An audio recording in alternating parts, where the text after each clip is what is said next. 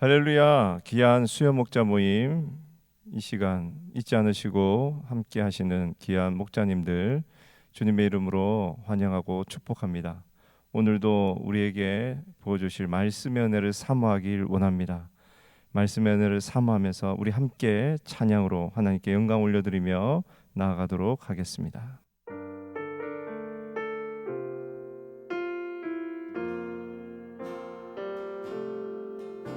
마음이 상한 자를 고치시는 주님, 하늘의 아버지 날 주관하소서. 주의 길로 인도하사 자유케 하소서. 새 일을 행하사 분케 하소서. 의에 줄이고 목이 마르니 성령의 기름 부소서. 의에 줄이고 목이 마르니 내 잔을 채워 주소서. 성령으로 채우사 주보게 하소서. 주의 임재 속에 은혜 알게 하소서. 주 뜻대로 살아가리 세상 끝날까지. 나를 빚으시고 새날 열어주소서. 의에 줄이고 목이 마르니 성령의 기름 부소서. 의에 줄이고 목이 마르니 내 잔을 채워 주소서. 의에 줄이고 목이 마르니 성령의 기름 부소서. 의에 줄이고 목이 마르니 내 잔을 채워 주소서. 내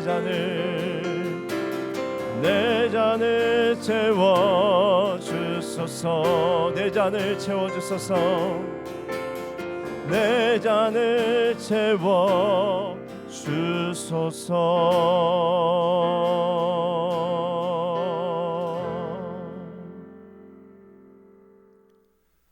하나님 은혜와 사랑을 진심으로 감사드립니다.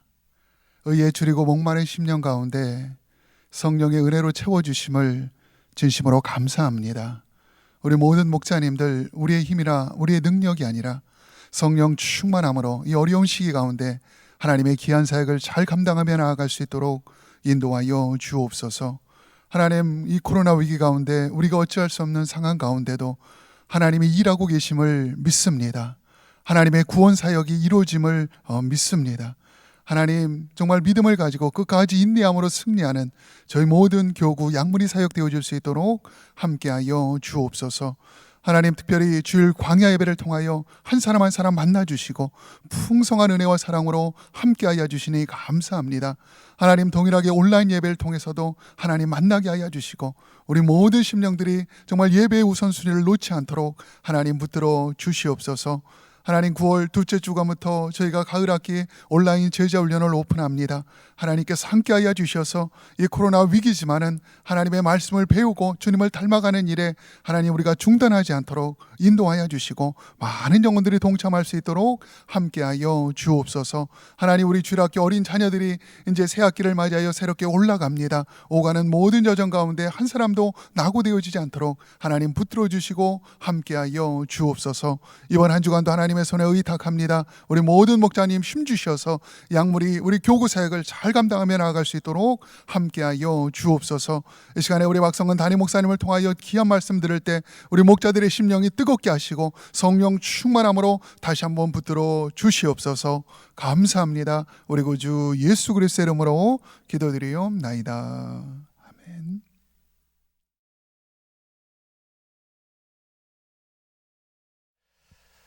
할렐루야. 우리 귀한 목자님들 또 주 안에서 만나 뵙게 돼서 감사하고 또 반갑습니다. 날씨가 많이 더워졌죠. 우리 늦더위가 찾아와서 굉장히 힘든 시기를 보내고 있습니다. 건강 조심하시고 또 믿음 안에서 승리하시기를 바랍니다. 오늘 같이 보실 하나님 말씀은 고린도 후서 8장 16절에서 24절입니다. 고린도 후서 8장 16절에서 24절 여러분 찾으셔서 저와 함께 읽으시면 좋겠습니다. 제가 봉독에 올립니다. 너희를 위하여 같은 간절함을 디도의 마음에도 주시는 하나님께 감사하노니 그가 구원함을 받고 더욱 간절함으로 자원하여 너희에게 나아갔고 또 그와 함께 그 형제를 보내었으니 이 사람은 복음으로서 모든 교회에서 칭찬을 받는 자요 이뿐 아니라 그는 동일한 주의 영광과 우리의 원을 나타내기 위하여 여러 교회의 택함을 받아 우리가 맡은 은혜의 일로 우리와 동행하는 자라. 이것을 조심함은 우리가 맡은 이 그에게 연보에 대하여 아무도 우리를 비방하지 못하게 하려 함이니 이는 우리가 주 앞에서뿐만 아니라 사람 앞에서도 선한 일에 조심하려 함이라. 또 그들과 함께 우리의 한 형제를 보내었노니 우리는 그가 여러 가지 일에 간절한 것을 여러 번 확인하였거니와 이제 그가 너희를 크게 믿음으로 더욱 간절하니라. 디도로 말하면 나의 동료요 너희를 위한 나의 동력자요 우리 형제들로 말하면 여러 교회의 사자들이요 그리스도의 영광이니라. 그러므로 너희는 여러 교회 앞에서 너희의 사랑과 너희에 대한 우리 자랑의 증거를 그들에게 보이라. 아멘. 선한 일을 선하게 하라, 이런 제목으로 제가 말씀을 잡았습니다. 우리 기독교가 추구하는 모든 것이 다 선한 일이죠. 왜냐하면 하나님이 주신 일이기 때문에 다 선한 것입니다. 복음 전가하는 것 선한 일입니다. 예배하고 기도하는 것 당연히 선한 일이죠. 또 이웃을 사랑하고 봉사하고 섬기는 것, 이게 다 선한 일인 것입니다. 그런데 우리가 선한 일을 함에도 불구하고 오늘날 기독교나 교회가 비난을 받을 때가 참 많습니다. 사실 한국 같은 경우를 보면요, 한국 사회의 그 발전 시기에 가장 큰 공을 한 것이 교회였습니다. 선교사님들이 일찍 오셔서 세운 학교들이 한국의 많은 인재들을 길러내었고, 또한 뭐 고아원이니 또 병원이니 많은 것들을 초창기에 교회들이 인발해서 했죠. 심지어 인권에 대한 것도 교회가 가장 앞장서서 이것을 주장했습니다. 여성들의 인권을 회복하고 어린아이들을 소중히 여기고 하는 이 모든 것들이 교회가 했던 공헌인데, 오늘날 마치 교회나 기독교가 비난의 대상이 된 것처럼, 심지어 오늘날 많은 그 NGO들을 봐도 사실 크리스찬 그룹들이 많고, 또 한국에서 무슨 문제가 생겼다 그러면은 제일 앞장서서 헌신을 많이 하는 그룹이 사실 교회입니다. 그럼에도 불구하고 왜 교회가 크레딧을 받지 못하고 이렇게 비난이나 배척의 대상이 될까? 여러분 어떻게 생각하십니까? 또 한편으로 생각하면 억울한 면도 없잖아 있을 것입니다. 그러나 우리가 왜 교회가 선한 일을 함에도 불구하고 이렇게 인정받지 못하는지 한 몇 가지를 좀 생각해 볼 수가 있습니다. 그중에 제일 첫 번째가 크리스천 삶의 이중성 때문이 아닌가. 겉모양과 속이 다른 위선적인 모습, 이것이 maybe 사람들의 비난을 이렇게 초래하는지도 모르겠습니다. 또 한 가지 이유는 세상 사람들의 교회에 대한 기대가 너무 커서 그런 게 아닌가. 교회가 하는 일은 웬만큼 잘해도 칭찬하지 않습니다. 다 당연하게 생각하는 것이죠. 그래서 아마 그들의 기대가 너무 커서 그럴 가능성도 있습니다. 혹은 세상에 가지고 있는 왜곡된 시각 때문에 교회가 그렇게 보일 수 있죠. 사실 소위 말하는 안티 그룹들은요, 이 진영 논리를 따라서 교회를 비판하기 때문에 교회가 무슨 일을 해도 다 비판적으로 서는 것을 보게 되죠.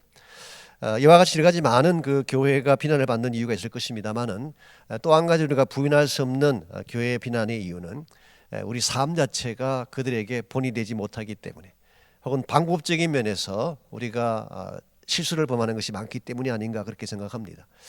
분명히 교회가 하는 일이라면, 또 기독교인들이 하는 일이라면 정직해야 되고 바르게 해야 됨에도 불구하고 그렇지 못한 일들이 생겼을 때 사람들은 실망하게 되고 비난하게 되죠. 이런 면에서 우리가 행하는 모든 목적은 다 선한 것입니다. 우리가 추구하는 목적은 다 선한 것이지만 목적만 선하다고 되는 것이 아니라 우리의 방법이나 우리 삶도 선해야지 우리 목적이 열매를 맺을 수가 있지 않는가 생각합니다. 그래서 본문의 주제를 보시면 선한 일을 통해 선한 열매를 맺으려면 바른 영성과 바른 방법으로 덕을 세우며 사역해야 된다. 그렇게 붙였습니다. 자, 본문으로 들어가셔서 오늘 본문은 고린도 교회에서 모금한 연보를 가져오는 문제를 다루고 있다. 바울은 이 문제를 조심스럽게 다루고 있다. 왜 그랬을까 물었습니다. 20절 말씀 보시면 이것을 조심함은 우리가 맡으니 그에게 연보에 대하여 아무도 우리를 비방하지 못하게 하리 함이니 그랬어요.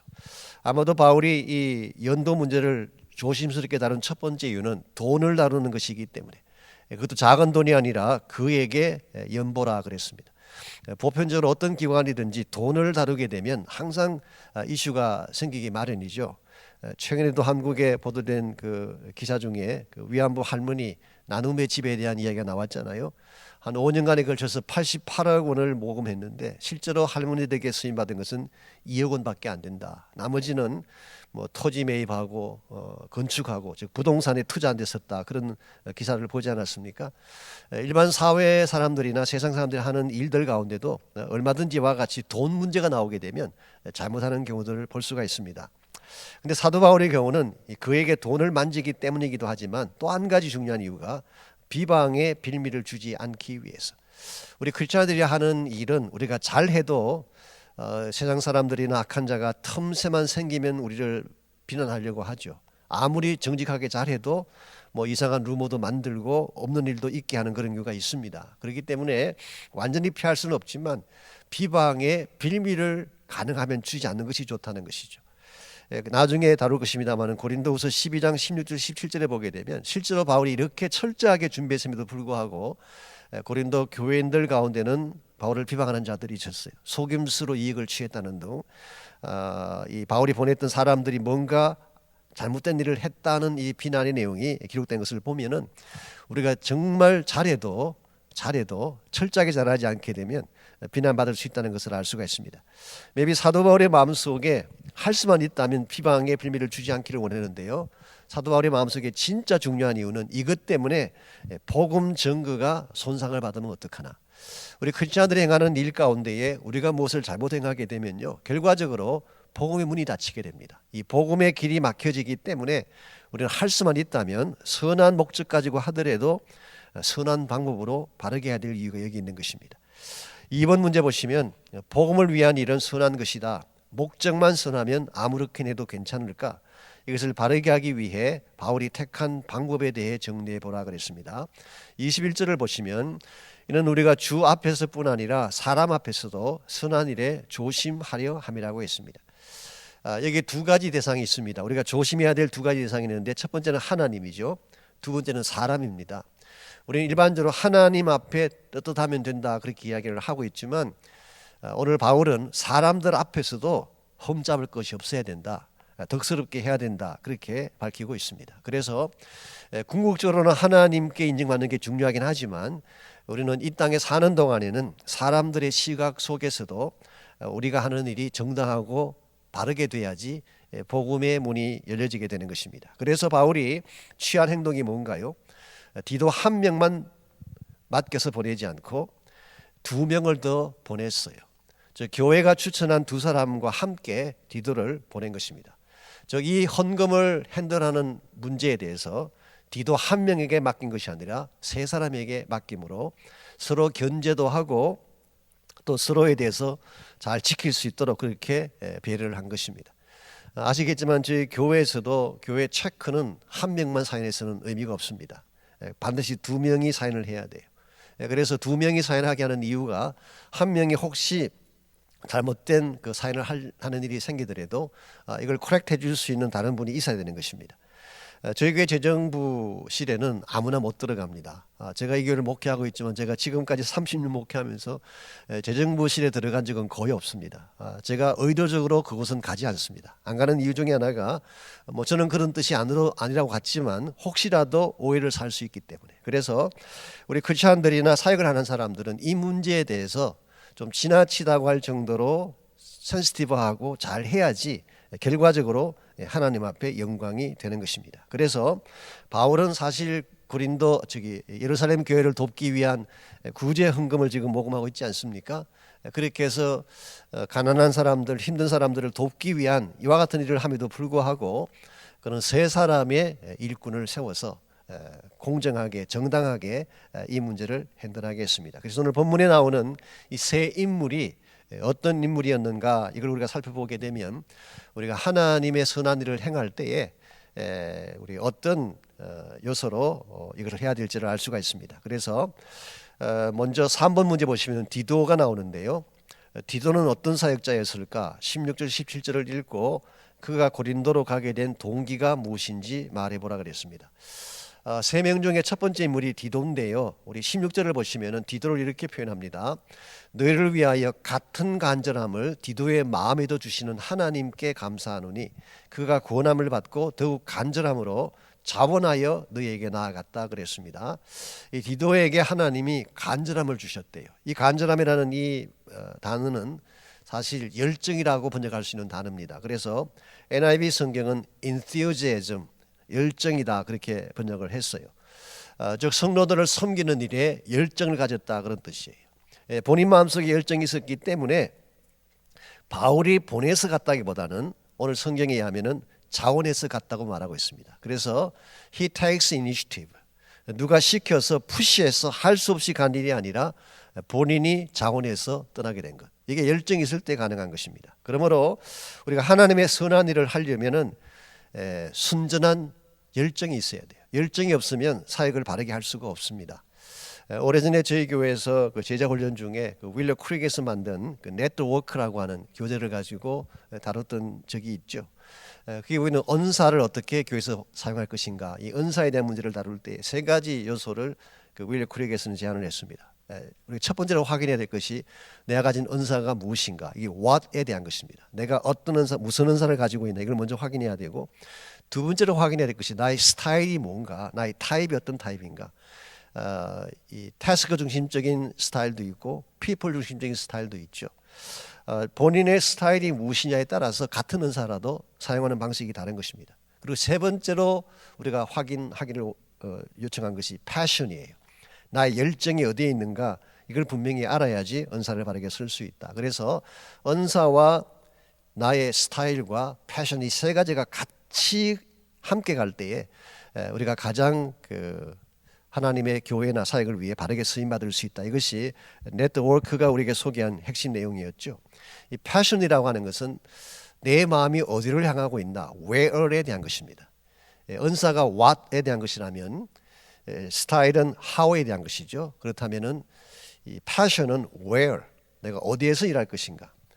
사람들마다 이 마음에 품고 있는 그 패션이 다릅니다. 내 마음이 가는 곳이 다르다는 것이죠.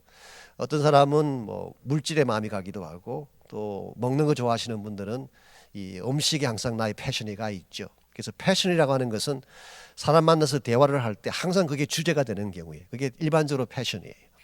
처음에 다른 주제로 이야기했더라도 한참 시간이 지나면 또 그 이야기합니다. 그건 그분의 패션이기 때문에 그런 것입니다.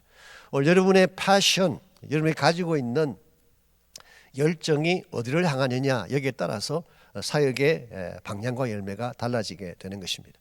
여러분들이 가지고 있는 패션이 건강할 경우에는요, 건전한 방향으로 갈 수밖에 없습니다. 예를 들어서 뭐 찬양하는 것이나 예배하는 것에 패션이 있다 그러면은 다른 일을 다 뒤로 두고라도 예배를 향해 나오게 되고 찬양하는 데 전념을 다 쏟지 않겠습니까?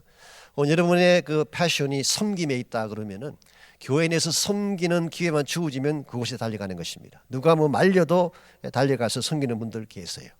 부엌에 가기도 하고 또 봉사에 참여하기도 하고. 오래전에 저희 교회 집사님 중에 한 분은 그 선데이 스쿨 어린아이들에게 패션이 있어가지고 우리 연세가 많이 드실 때까지도 주일학교 사역을 놓지 않았어요. 이분이 항상 아이들을 위한 사역에 마음을 두게 되고 한 번은 저한테 그러더라고요. 아이들에 대한 사역을 자기가 못하면 살지 못할 것 같아요. 그래서 이분이 어와나도 시작하시고 저희 교회 선데이스쿨 사역에 중요한 것들을 많이 만들기도 하셨죠. 지금 물론 타주로 가셨습니다만 오늘 여러분의 마음속에 패션, 내가 가진 열정이 어디를 향하느냐, 이게 있어야지 자원해서 일을 할 수가 있어요. 교회 사역도 가만히 보면 억지로 하는 경우가 있죠. 시키기 때문에 할 수 없이 하는 경우에는 본인도 힘들지만 열매가 없어요. 근데 시키지 않아도 본인이 자원해서 막 하려고 하는 분들이 있습니다. 그런 경우에는 그 사역이 반드시 부흥되고 잘 이루어지는 것을 보게 되죠. 이런 면에서 우리가 하나님의 선한 일을 하려면 첫째로 확인할 것이 나의 패션이 무엇인가라는 것입니다. 두 번째 사실이 4번 문제에 나옵니다. 바울은 디도와 함께 한 형제를 보냈다. 이 형제는 어떤 사람일까? 18절 19절을 읽고 그가 가진 영성에 대해 정리해 보라 그랬습니다. 18절 말씀 보시면 또 그와 함께 그 형제를 보내었으니, 오늘 본문에는 그 형제 이름이 나오지 않습니다. 이 사람은 복음으로서 모든 교회에서 칭찬을 받는 자라 그랬어요. 복음 때문에 칭찬받는 자, 즉 복음 증거에 대한 명성을 가진 자라고 할 수가 있습니다. 이 말을 다른 말로 표현하면은 이분은 복음을 사랑하는 자다, 그런 뜻이에요. 정말 복음을 사랑하고 전도하는 것을 절개하는 자, 이것이 이분이 가진 첫 번째 특징입니다. 19절 계속 보시면은 이뿐 아니라 그런 동일한 주의 영광과 우리의 원을 나타내기 위해서 교회의 택함을 받았다, 그렇게 말하고 있습니다. 주의 영광을 나타내는 것, 이 말은 주님을 존중하고 주님을 찬양하며 높이는 삶을 말하는 것입니다. 영어 성경 보시면은 honor the Lord himself, 주님 자체를 존중하는 것, 이걸 원했던 사람이에요. 두 번째는 우리와 같은 원을 가졌다, 우리의 원을 가졌다고 했는데 이 원이라는 것이 열망을 말합니다. Our eagerness to help, 사람들을 섬기고 돕고 싶어하는 열망을 가진 사람. 이 사람은 어떤 사람이냐고 하면 복음에 대해서도 굉장히 사랑하는 마음이 있고 주님을 높이는 데도 관심이 많고, 그리고 누구를 섬기고 돕는다는 일에 관심 갖고 뛰는 사람, 이와 같은 사람을 저는 영성이 건강한 사람이라고 부르고 싶습니다. 우리가 하나님의 선한 일을 감당하려면요, 영적으로 동질적인 사람들을 만나야 돼요. 그래야지 더 효과적으로 하나님 사역을 할 수가 있는 것입니다. 오늘 본문에 이 형제의 이름이 나와 있지 않지만 사실 많은 분들은 이 형제가 누가가 아닐까 그렇게 게싱을 하고 있습니다. 윌리엄 바클레이도 거의 누가라고 이렇게 밝힌 그 주석을 썼어요. 그 외에도 나머지 많은 사람들이 아마 여기 나오는 두 번째 그 형제 이 이름이 누가가 아닌가 생각하는데, 만일 누가라고 한다면은 사도 바울과 가장 영적으로 가까웠던 인물, 그 바울이 가지고 있는 영적인 그 성향과 누가 가진 영적인 성향이 유사합니다. 그래서 우리 이것을 영적 동질성이라고 할 수가 있죠. 그래서 오늘 우리가 교회 내에서 선한 일을 이루어가기를 원한다면 영적으로 통하는 사람들과 같이 일을 해야 돼요. 예를 들면은 어떤 사람은 기도를 열심히 하고 싶어 하는데 기도에 관심이 없는 분하고 일을 하게 되면 기도하는 것이 힘들어지게 돼요. 또 선교에 열정을 품고 일하는 분이 계시는데 선교에 관심이 없는 분과 같이 동력한다, 굉장히 힘든 것입니다. 그래서 영적인 동질성, 영성의 동질성을 가질 때에 우리가 하나님의 선한 일을 바르게 이룰 수 있다, 그렇게 말할 수 있습니다. 마지막 세 번째 요소가 5번 문제가 다룹니다. 디도와 함께 또 한 명의 형제를 보냈다. 이 형제는 어떤 사람인지 22절과 23절을 읽고 대답해 보라 그랬습니다. 먼저 22절 보시면은 또 그들과 함께 우리의 한 형제를 보내었노니, 이 세 번째 인물이죠. 우리는 그가 여러 가지 일에 간절한 것을 여러 번 확인하였거니와, 즉 이 형제는 본인의 영성과 본인의 진실성을 확인받은 사람이에요. 검증된 사람이다, 그렇게 말할 수가 있습니다. 이제 그가 너희를 크게 믿음으로 더욱 간절하니라. 즉 사도 바울 입장에서 볼 때에 이 형제는 검증된 진실성을 가진 사람인데, 동시에 이 사람도 고린도 성도들에 대해서 성도들을 믿었기 때문에 고린도 성도들을 신뢰하는 사람이다, 그렇게 오늘 성경이 말하고 있습니다. 즉 우리 마음속에 신뢰할 만한 자질이 있을 때, 피차간에 믿을 수 있는 자세를 갖추었을 때에 그 사역의 열매가 건강하고 아름다워지는 것입니다. 사실 사역을 맡겼는데 믿을만하지 못하다 그럴 경우에는 많은 문제가 생기게 돼 있어요. accountability가 있어야 돼요. 맡겼으면 책임을 지고 반드시 해낼 수 있는, 그리고 이 사람이 했다 그러면 믿을 수 있을 만한 이 검증된 진실성이 있어야지 사역의 열매가 건강하고 바로 되는 것입니다. 이런 면에서 우리가 정말 선한 하나님의 일을 하지만 이 선한 하나님의 일을 아름답게 열매 맺으려면은 세 가지 요소가 필요합니다. 순전한 열정도 필요하고 영적인 동질성이 필요하고 세 번째로 건강한 신뢰가 필요한 것입니다. 서로 믿는 마음 이것이 필요합니다. 그래서 오늘 주일날 제가 이 선한 일을 선하게 이루는 몇 가지 요소들에 대해서 같이 말씀을 나누고 그렇게 설교를 준비하려고 합니다. 자, 적용과 나눈 부분을 보시면 1번 문제, 사실상 기독교가 사회에 끼친 공헌은 참으로 크다. 그럼에도 불구하고 기독교에 대한 평판이 좋지 아니한 이유가 무엇일까라고 물었어요. 제가 이 말씀을 드렸지만 여러분 나름대로 한번 다시 생각해 보시기 바랍니다. 왜 분명히 교회가 좋은 일을 많이 하는데 일반 다른 사람들보다는 그래도 크리스찬들이 더 선한 일을 많이 하는데 왜 세상은 악평을 하는 것일까? 이유가 뭔가? 이걸 우리가 좀 생각해 볼 필요가 있습니다. 그래서 우리는 선한 일을 하는데 억울하다 그렇게 말할 게 아니라 혹시 우리에게 세상 사람들이 볼 때에 잘못 볼 수 있는 면이 없는지를 확인하는 것. 사실 우리는 모르지만 우리 나름대로 세상 사람들에게 비치는 그 임프레션 중에 하나가 좀 독단적이든지 혹은 그 정죄적인 면이 좀 있어요. 그래서 기독교가 좀 배타적이라는 말을 듣지 않습니까? 우리로서는 당연한 것이죠. 예수 외에는 구원의 길이 없고 성경만 진리이고 당연한 것이지만 이게 세상 사람들에게 전달될 때는 굉장히 배타적으로 볼 수가 있는 것이죠. 그래서 우리는 이와 같은 그 세상 사람들과 우리가 소통을 할 때에 우리나라대로 좀 지혜를 가지고 잘할 필요가 있지 않을까 생각을 합니다. 2번 문제, 바울은 선한 일을 조심하여 하라고 했다. 그럼에도 선하다는 명분하에 일을 함부로 했던 적은 없는가? 이것이 왜 중요한지 나누어보라 그랬습니다. 선하다는 명분하에 상대방도 고려하지 않고 환경도 고려하지 않고 그냥 일을 했던 경우들이 사실 있죠. 이건 우리가 좀 조심해야 될 필요가 있습니다. 선교가 당연히 선한 것이죠. 선한 것인데 우리 선교지의 현실도 생각하지 않고 선교사님도 생각하지 않고 그냥 내가 선하다고 생각하는 것만 밀어붙일 경우에는 오히려 그분들에게 상처가 될 수도 있지 않겠습니까? 뭐 그 외에도 우리가 하는 일들 가운데 우리는 분명히 선하다고 하는 것이지만 상대를 고려하지 않고 또 사람들의 반응을 고려하지 않고 할 경우에 잘못된 방향으로 가는 경우도 있을 것입니다. 그래서 한번 우리가 무조건 선한 일을 하는데 왜 뭐라 그러냐, 내가 바르게 사는데 왜 뭐라 그러냐 그럴 것이 아니라 나보다 더 연약한 가운데 있는 형제들의 마음을 이해하고 그들의 입장에서 생각해 주고 또 그들과 소통하기 위해서 노력하는 것 저는 중요하다고 생각을 합니다.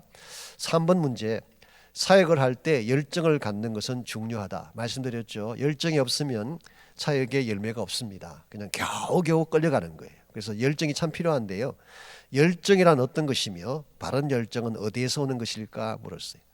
열정이라고 하는 것은 가만히 있어도 내 마음이 가는 것, 이게 열정이에요. 내 마음이 어디로 가는가. 그래서 누가 강요하지 않아도 내가 기뻐서 하고 싶은 일이 있죠. 그게 항상 열정이에요. 열정.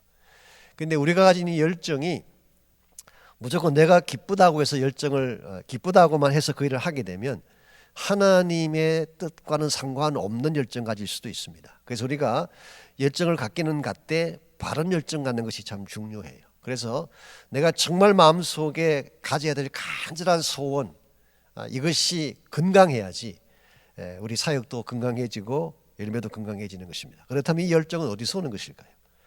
건강한 열정의 원천은 성령님에게 있습니다. 성령께서 주시는 거예요. 그래서 우리가 기도하는 중에 그 성령의 인도에 민감해야 될 이유가 여기 있습니다. 성령께서 나의 마음속에 무언가를 막 일으킬 때가 있죠. 나는 가만히 있고 싶은데 성령께서 계속 무엇인가를 일으킬 때가 있습니다. 그때 우리가 센시티브하게 들어야 돼요. 그리고 그 성령의 이끄심에 순종하게 될 때에 바른 방향으로 열정이 가는 것입니다. 그래서 꼭 내가 하고 싶은 것만 한다 그럴 경우에는 세상의 열정과 다를 바가 없습니다. 그런데 우리 크리스찬의 열정은 성령께서 원하시면 한다가 돼야 돼요. 성령께서 원하시면. 그래서 바른 열정은 성령께서 주시는 것이고 성령의 인도와 가르침에 순종할 때 우리가 바른 열정 가질 수가 있습니다. 4번 문제, 영적으로 통하는 자들을 만나는 것은 대단히 중요하다. 당신은 무슨 일을 행할 때 영적으로 함께 할 수 있는 자들이 얼마나 있는가. 여러분들이 그 교회 사역도 그렇고 선교 사역이나 또 세상에 나가서 하는 크리스천 사역도 마찬가지인데요. 영성이 같은 자들이 할 때 훨씬 시너지 효과가 드러납니다. 그래서 방향이 같은 영성을 갖는 것 참 중요하죠. 그래서 하나님의 교회도 보게 되면 각 교회마다 그 영성의 그 컬러가 좀 다릅니다. 저희 교회는 저희 교회 나름대로 다른 컬러가 있고 또 다른 교회는 다른 교회대로 컬러가 있겠죠. 근데 그게 뭐 옳다 그르다를 떠나서 영적으로 동질한 그 영성을 갖는 것, 이건 굉장히 중요한 것입니다. 그래서 예배도 그렇고 기도도 그렇고 사역의 방향도 그렇고 정말 내가 영적으로 통하는 자들을 얼마나 갖고 있는가, 이게 사실 영적인 동기들입니다. 이와 같은 사람들이 많을수록 여러분의 사역은 더 스트롱해지게 되고 더 좋은 열매를 맺을 수가 있는 것입니다. 마지막 5번째 문제, 서로 신뢰할 수 있을 때 관계가 견고해진다. 당신은 사람들에게 신뢰를 주는 편인가 물었어요. 우리의 삶이 사람들에게 신뢰를 줄까요, 안 줄까요? 우린 잘 모릅니다. 근데 사람들은 우리를 보면서 벌써 평가를 해요. 우리가 평소에 어떤 말을 하고 어떤 행동을 하는가를 쭉 지켜보다가 이 사람은 믿을 만한 사람이구나 아니구나를 사실 결정합니다. 그래서 신뢰를 깊게 하려면 무엇이 필요할까라고 물었어요. 정말 우리가 사람들에게 신뢰를 안겨주고 우리가 행하는 것이면은 뭘 하든지 가지 믿을 수 있다라고 만들려면 우리 평소의 삶이 어떠해야 될까라는 질문이에요. 그래서 프랙티컬리 몇 가지를 제가 이야기하자면은 평소에 우리가 진실함을 보여야 됩니다. 평소에는 항상 마음대로 살다가 무슨 일하려고 하면은 그때 가서 자기 진실을 호소하는데요, 안 통해요. 평소에 진실해야 돼요. 또한 컨시스턴트 해야 돼요. 이 변덕이 있으면 안 돼요. 상황에 따라서 사람에 따라서 그냥 잣대가 달라지는 경우가 있잖아요. 요즘 한국에서 뭐 내로남불 이야기 많이 하는데 이 잣대가 언제나 정당해야지 본인을 평가할 때 다르고 다른 사람 평가할 때 다르면은 신뢰할 수가 없습니다. 그래서 10년 전에 이분이 가지고 있던 생각이나 지금이나 그것이 동일한 가치를 가지고 있을 때, 물론 우리가 변할 수 있습니다. 과거에 내가 잘못됐던 것은 고쳐야 되겠죠. 그렇지만 이게 그냥 환경 따라 이익관계 따라 그냥 수시로 변한다면 이건 신뢰를 줄 수가 없는 것입니다. 무엇보다도 여러분이 하나님 안에서 말씀 가운데 바로 선 삶을 보여주게 되면 말씀의 삶 자체가 사람들에게 굉장한 신뢰를 안겨줍니다. 저 사람은 딴 건 몰라도 성경대로 사는 사람이야. 물론 실수하기도 하고 실패하기도 하지만 그래도 저 사람은 성경대로 사는 사람이야 라고 하는 평가를 들을 수 있다면 무슨 일을 해도 여러분은 신뢰받을 수가 있는 것입니다. 그래서 저희들이 하나님의 일을 한다고 하지만 사실 신뢰성을 주지 못하면 열심히 하면서도 열매에 대한 평가를 받지 못하는 이런 면에서 우리가 한번 선한 일을 선하게 하자. 우리가 좋은 명분을 가지고 좋은 목적 가지고 선한 일을 많이 하는데 그 선한 일이 선한 일 되게 하기 위해서 우리가 갖춰야 될 자질들 잘 생각하셔서 우리가 선한 일을 더 선하게 만들어가면 좋을 것 같습니다. 우리 기도 제목 보시면은 선한 능력으로 세상을 이기게 하십시오. 우리가 가지고 있는 능력은 정치적인 능력도 아니고 또 돈의 능력도 아니고 뭐 지적인 능력도 아닙니다. 하나님이 우리에게 주시는 선한 능력이죠. 그래서 우리 마음속에, 우리 삶 속에 주어진 그 선한 능력이 세상 사람들을 이끌게 하고 세상을 이기게 할 때에 참된 기독교의 열매들이 이루어지지 않겠습니까? 그래서 다음 한 주간 동안 내 안에 주님이 주시는 선한 능력으로 가득 차게 하시고 이 선한 능력으로 세상을 이기게 하십시오.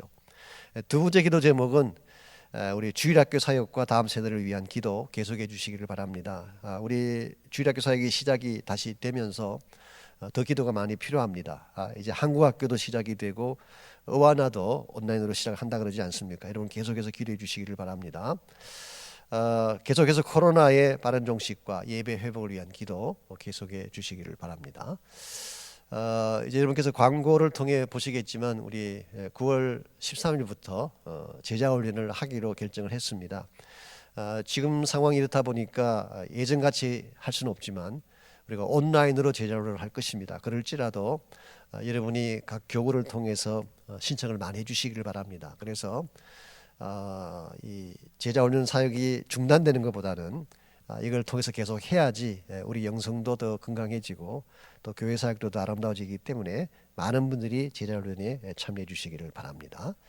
또 한 주간 여러분 믿음 안에서 승리하시고 건강 유의하시기 바랍니다.